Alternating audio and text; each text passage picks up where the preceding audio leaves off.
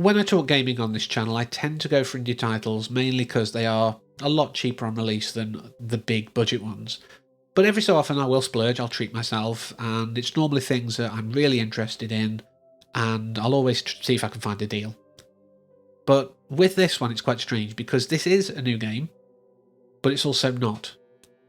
The original version of Insomniac's Marvel's Spider-Man, which I'm literally calling Spider-Man because too many words, was released in September of 2018 for the PlayStation 4. It got a remastered re-release 2 years later for the PlayStation 5, and a few months ago now came to PC, with the Miles Morales one coming probably around this time actually, so that might be coming in the future. But I'm not a console gamer. I used to be, but I have a PC now because I can upgrade it piecemeal. I don't have to buy an entire new system every 3 to 5 years or whatever the development cycles are on consoles these days. That's how much I'm out of the loop. But it's rare that I have to fully upgrade. I'm probably due that now, but I can probably do it piecemeal for a little bit longer if I have to. So this to me is an entirely new game. I don't have the attachment to the old style, so I haven't got an issue with how they've redesigned Peter Parker. It doesn't matter to me. I don't have that previous experience. So I'm just taking this on its merits as Spider-Man Remastered for the PC. And there's been a lot of games that have tried to replicate what it's like to be Spider-Man, but it's very difficult to make it fun and engaging whilst also trying to be realistic. And, you know, there are games where it's like, what is the web attaching to? Because it's just one animation cycle, but it's what they could do at the time.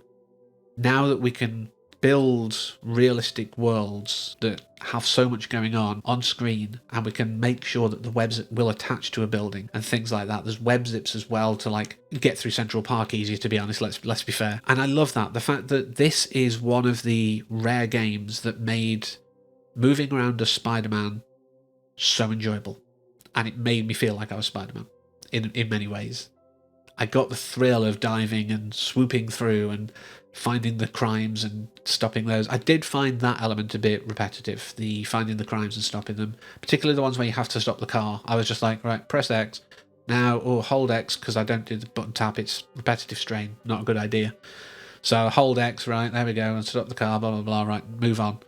I did find that a bit boring at the end, I will admit. I got to level 50 and I stopped doing anything side related. I was just, right, let's finish the story, go and take down the bad guys, etc. But that said, I did enjoy the story. I did enjoy most of the gameplay. It was fun. It just got to the point of repetitiveness. I started the DLCs that are included, the City That Never Sleeps 3-part thing, but it was more of the same, and technically that's fun to me. More of the same of, you know, swinging around a Spider-Man, but it didn't give me much new. And again, it tried to pad out the runtime of those by doing little crime things and things. So I just really lost interest in continuing those. But maybe a few months down the line, I might reinstall it and do those DLCs. I might need the breathing room. I think that's sometimes the thing. I've spent so many hours with this.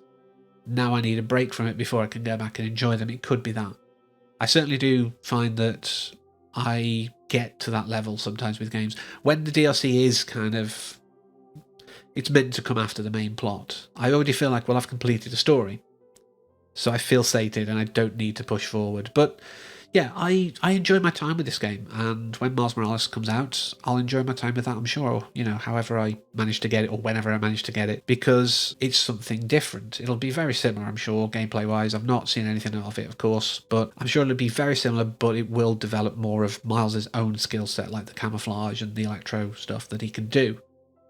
So yeah, I'm happy with my time with this, and I do, I suppose, want to end on one of the real highlights and such a good voice cast. Even like just the additional voices, there are really good people in this, like Josh Keaton, who has done so much work in high-profile roles, just doing like some side stuff. You know, it's fine. You know, the main roles sounded fine. I think the casting was really good. I believed this Peter Parker. I believed in MJ. I believed in the villains. My connection to Critical Role made some of it weird, because hearing Travis Willingham as Kingpin, I was just thinking of Travis, not Kingpin. So that's an outlier, though. It's one of those where my personal experience has coloured it, but all of the performances were great. I enjoyed what they did with the characters. I enjoyed swinging through New York. And yeah, definitely recommend. It was a fun time.